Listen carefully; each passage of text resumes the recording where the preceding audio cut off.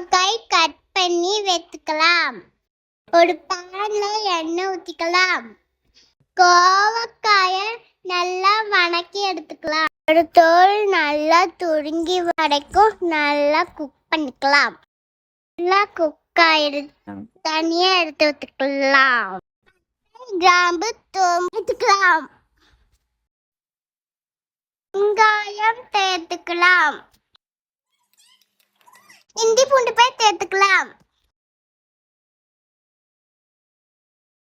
4 தக்காளி அரைத்து சேர்த்துக்கலாம்.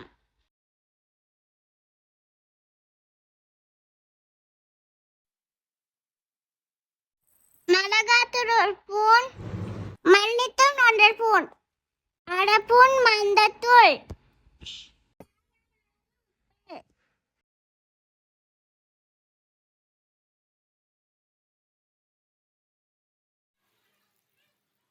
அளவு தண்ணி,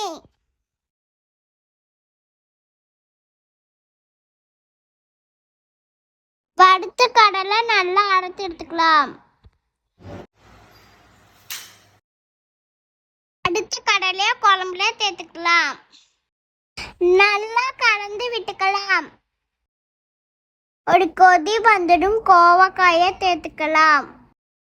கிரேவி நல்லா திக்காகட்டும்.